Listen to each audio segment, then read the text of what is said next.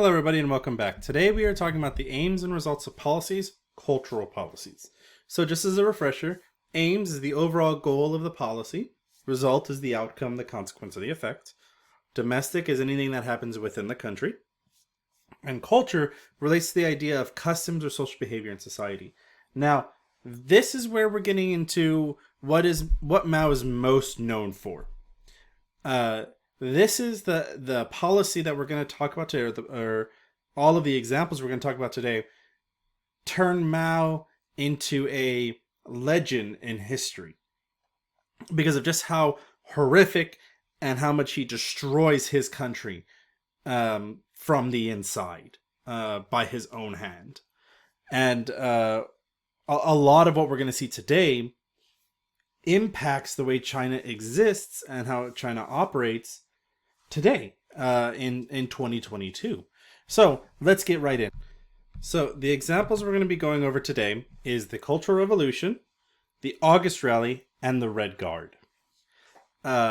These three are all going to be chronological in the way that we go over them, but also every policy we're going to hear after this video all comes down to the Cultural Revolution.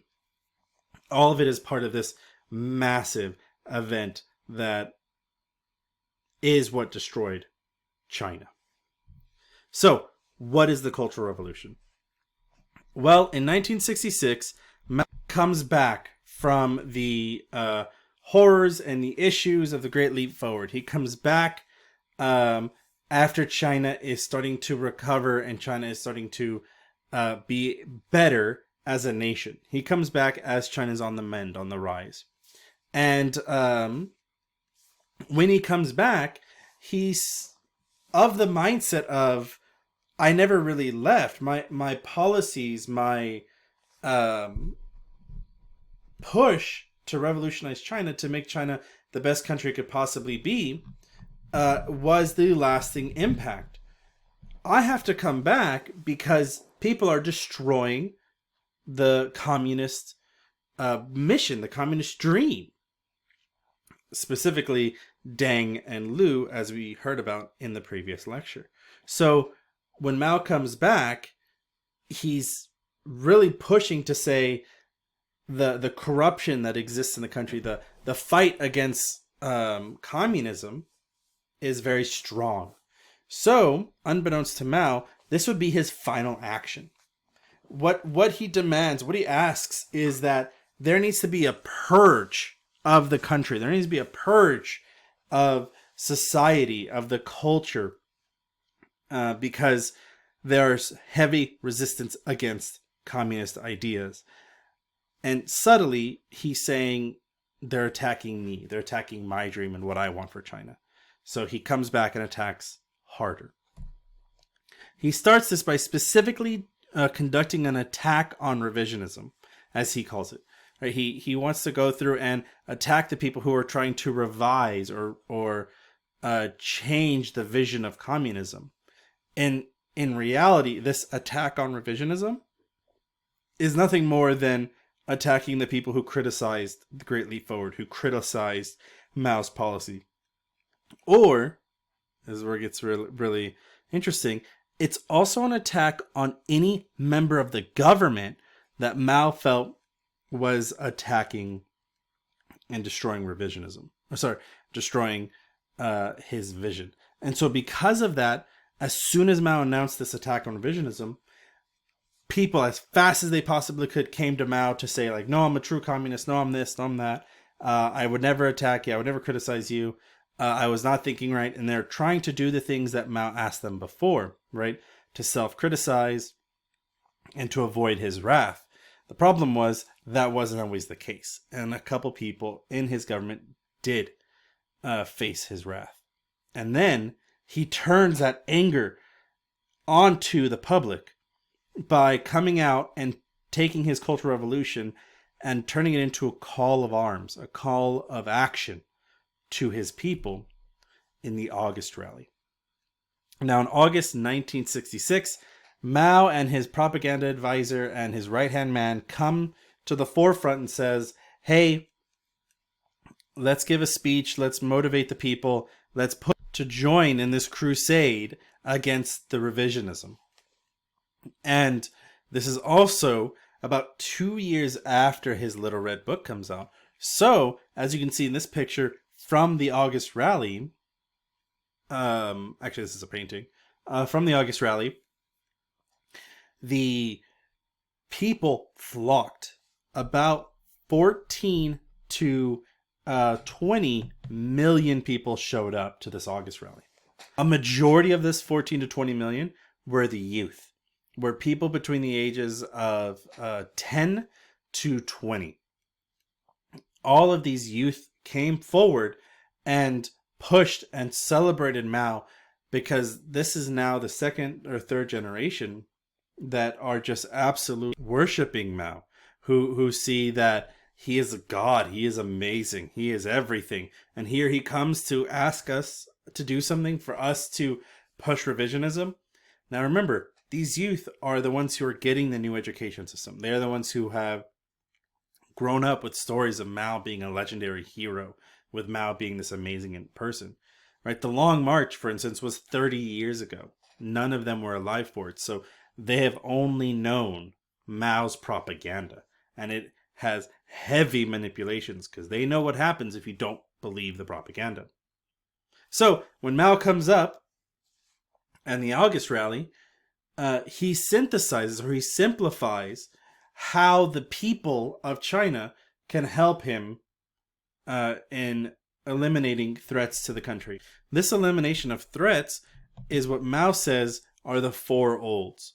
Mao argues we need to attack the four olds of China: old thoughts, old habits, old culture, old customs. So what Mao specifically says is, because of the old style of thinking, because of the old religions, because of the old concepts that existed before me, we need to eliminate them. Because the old people, the old thoughts are holding us back. They're holding us from advancing forward. Old habits. We need to get rid of this practice that existed in the country. We need to get rid of the concepts that are prevalent in society. We need to get rid of this idea, this notion, these habits that are quote unquote Chinese. We need to get rid of the old culture. We need to destroy the history before me. We need to destroy the stories of old, because we are being manipulated by the past, which is holding us back and not letting us advance into the future. We are being held down by these things and these customs. We need to get rid of the traditional thinking. We need to get rid of the traditional mindsets. We need to get rid of all of the things that are old, which are everything before me, everything before Mao, everything before communism, because that is where we are, and that is who we are going to be. This speech was so influential to the youth that they went out and created their own organization to attack the four olds, to destroy these four aspects of Chinese society. So the organization that these guys create are called the Red Guard. And the Red Guard takes Mao's teachings, takes Mao's call to arms, takes Mao's everything to heart. So they start memorizing the Little Red Book. They start pushing and punishing and interrogating people. Do you have your book? Do you have your book? What does the book say here? What does the book say there? And essentially terrorize everyone. These Red Guards were specifically elevated out of society so that they could do an act without discretion. Mao said it is right to rebel. Thus, when the Red Guards started growing and came into existence, Mao told the army, hey, leave them alone. Mao told the police, let them do what they're supposed to do. They are helping the country. Do you want the country to be held back? So these youth were organized by themselves, inspired by Mao to attack the four olds, and were essentially given free rein to do whatever they feel was necessary. Thus, their attack of the Four Olds came to attack these groups of people. Any form of education that didn't reflect Mao's teachings or what they perceived to be true communist teachings. So universities, institutions, teachers, history books, science books, English book, in this case, Chinese books, any form of literature that was not reflective of communism was destroyed. Teachers who did not feel, or the Red Guard did not feel that they were teaching communism right, they were beaten in the streets. They were dragged out and what we call jumped by multiple people.